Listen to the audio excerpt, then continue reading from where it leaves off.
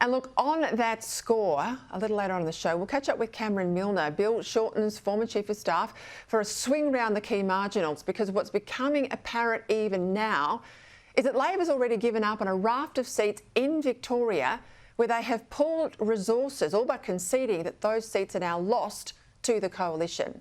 And also in trouble, as confirmed in media reports today, Energy Minister Chris Bowen, as he faces a huge fight to hang on to his own seat despite that 10% margin due to a hard-hitting independent and that fallout from Muslim activists.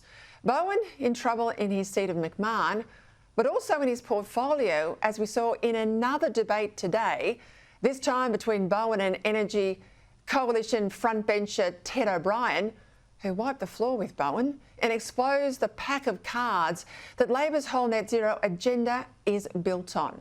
And again, there was a point-blank refusal from Bowen, like Albanese and Chalmers this week, to concede that power prices have risen, let alone no attempt to apologise for lying to voters before the last election about Labor's promise to cut your power bill by $275. But this was the moment. Look at this exchange now here between Bowen and our very own Chris Uhlmann. Chris Bowen, in December 2021, you commissioned modelling which showed, and you pledged, that you would drop power prices by $275 for residential homes.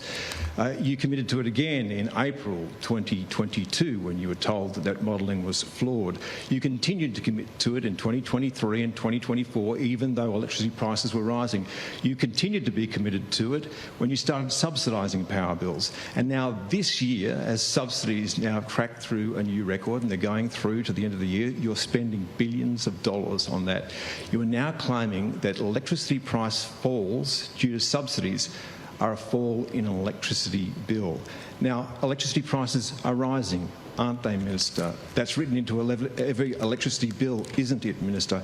And if you can't admit that simple fact here today, why should anyone believe anything that you say? Well, thanks very much for the question, Chris. I'm not exactly sure what your question is really in reality. You've got strong views about... Sorry, you asked... Are electricity prices going up Chris, you asked the question. I didn't interrupt you. Yeah, I didn't interrupt your question. Do I get to answer it? Do I get to answer it? Thank you. You've got strong views about these matters, which you express on Sky News in the evenings, and that's your right. I disagree with the way that you look at these matters. I disagree with the approach that you take, respectfully. I think that renewable energy is the cheapest form of energy. You disagree with me. You disagree with the CSIRO. You're perfectly entitled to that point of view. I have said at the outset, in my opening remarks, energy prices are higher than I'd like them to be. Of course they are. I think everyone would say that. I think normal Australians at home also look around the world and know that people around the world are dealing with similar issues. Countries with different policies in place are all dealing with high energy prices.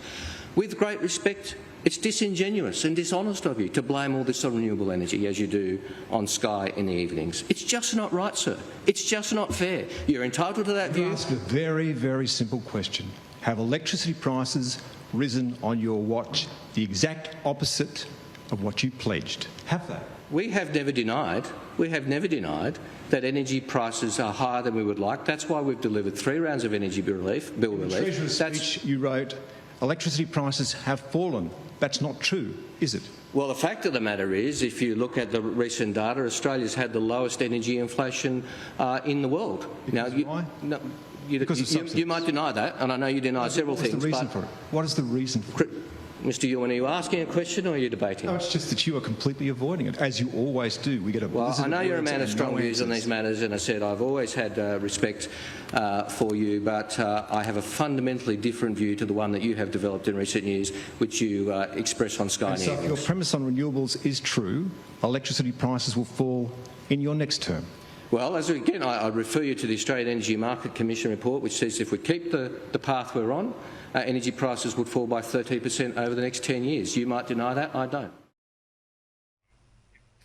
You can demonise Sky News all you like, Minister, but everyone here can read a balance sheet. You clearly can't. You can't read your budget papers either. But I tell you what, a government that's not honest enough to apologise for its power price failure does not deserve a second term.